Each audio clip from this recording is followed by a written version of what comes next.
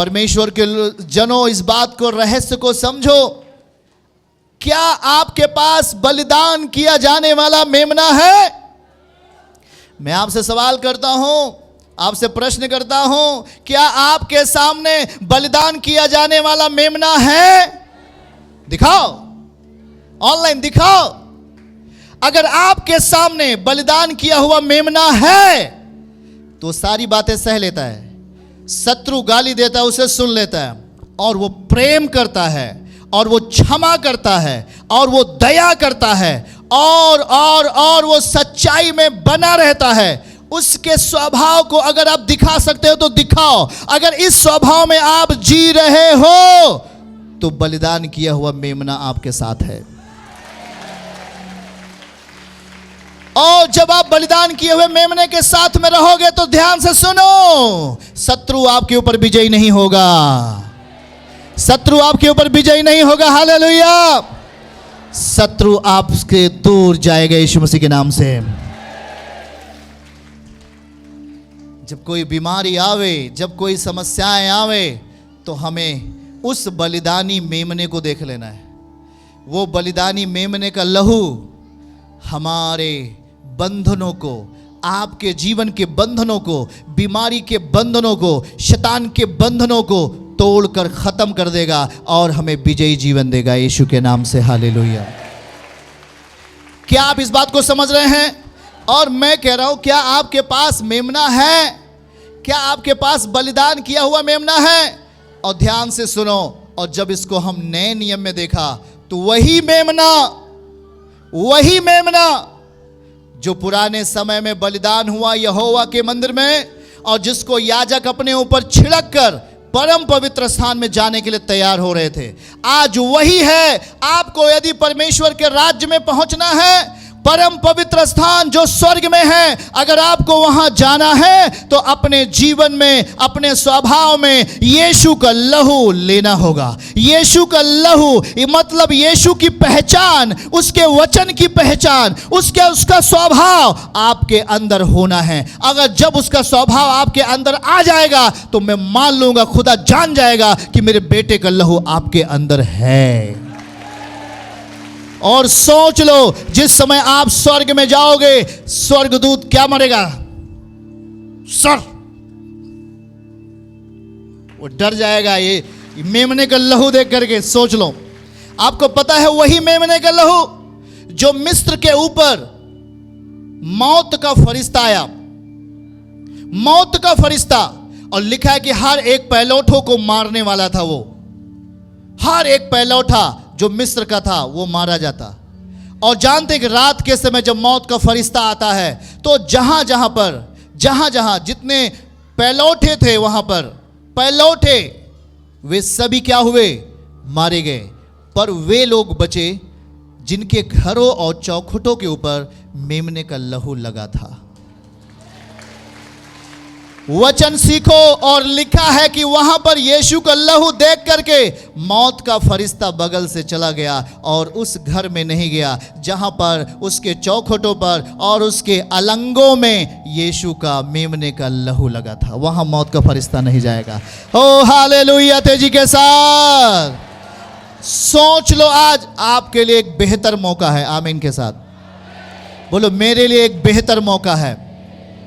आज वही मेमना जो आपके लिए, पूरी दुनिया के लिए सलीब के ऊपर बलिदान हुआ है। हालेलुया।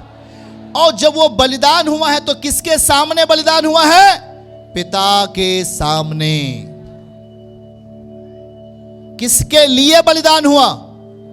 हमारे आपके पापों के बदले, हमारे आपके गुनाहों के खातिर प्रायश्चित किया उसने। और वचन में लिखा है यीशु महायाजक बन के आया। क्या बन के आया? यीशु महायाजक बन के आया और सीधा प्रवेश किया, कोई रुकावट नहीं। बोलो, सीधा सीधा परम पवित्र स्थान में गया वो, कोई रुकावट नहीं। वैसे भी आपको वो सीधे कहां लेके जाएगा? परम पवित्र स्थान में। क्योंकि ध्यान से सुनो, वो महायाजक स्वयं बलिदान की वस्तु बन गया।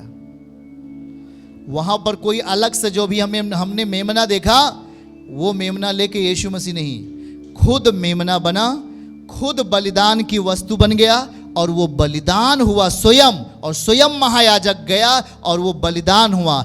एक ही बार बलिदान के द्वारा हमें आपको सीधे बगैर किसी रुकावट के परम पवित्र स्थान में ले जाके खड़ा कर दिया। हालेलुया।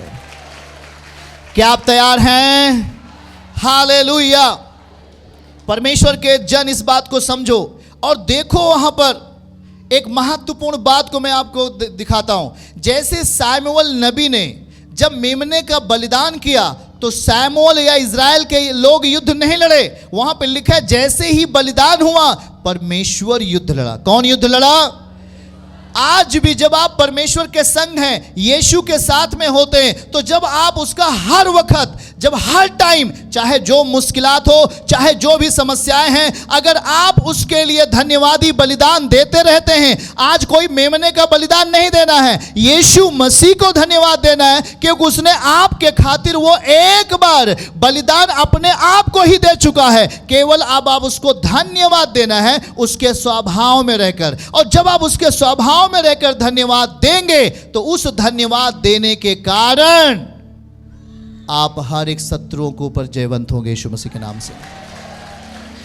आप युद्ध नहीं लड़ोगे। कौन आपका युद्ध लड़ेगा?